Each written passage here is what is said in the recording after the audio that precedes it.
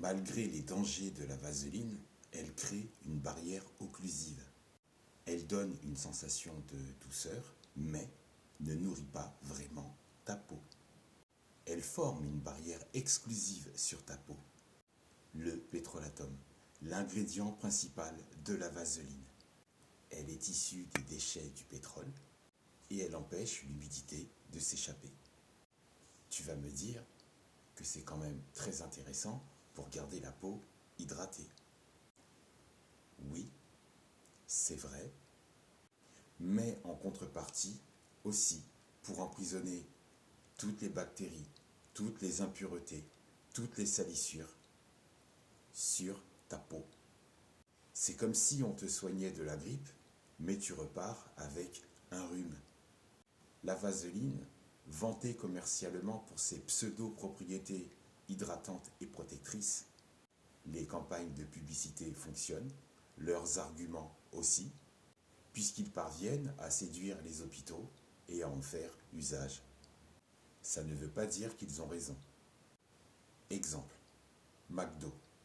Tout le monde sait que ce n'est pas la nourriture la plus adaptée et la plus équilibrée pour l'être humain.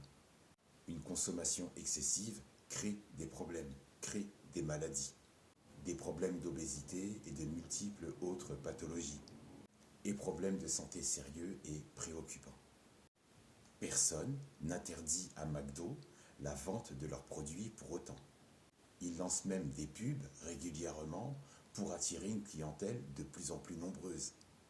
Des publicités éclatées, des publicités bien pétées, mais ça n'empêche pas la majorité de la planète de consommer leur daube. C'est le monde des affaires. Un produit douteux et dégueulasse pour l'être humain. Si l'argument tient la route, ou si les millions investis dans les campagnes de pub, diffusées en boucle, le matraquage fonctionne, donc ne sois pas surpris s'il y a de la vaseline dans les hôpitaux. Un hôpital, c'est aussi une entreprise. Une entreprise fait de l'argent.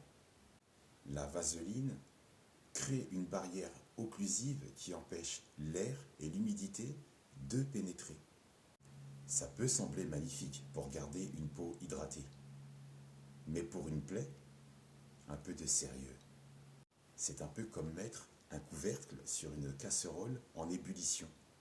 Ça empêche la vapeur de s'échapper et aggraver la situation.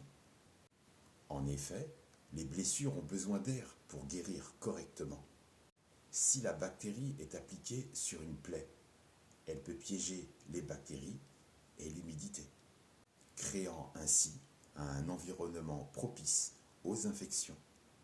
Imagine une petite fête dans ta plaie, où les bactéries dansent et s'amusent, alors que tu voulais simplement protéger ta peau. De plus, sur une brûlure, la vaseline peut retenir la chaleur, ce qui peut ralentir le processus de guérison.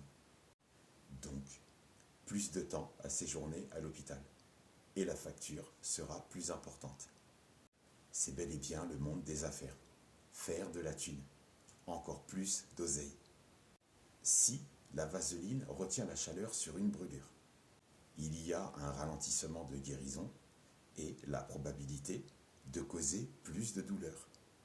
C'est un peu comme si tu essayais de refroidir une pizza brûlante en la mettant dans un four encore chaud. C'est vraiment chelou, tu ne crois pas? En résumé, même si la vaseline a ses pseudo-avantages, vantés par des publicités qui ont pour but d'attirer l'attention du consommateur sur le produit douteux qu'on veut lui faire vendre, évite d'appliquer la vaseline sur les petites coupures sèches. Évite d'appliquer la vaseline sur les lèvres gercées et laisser les blessures et les brûlures à des soins plus adaptés.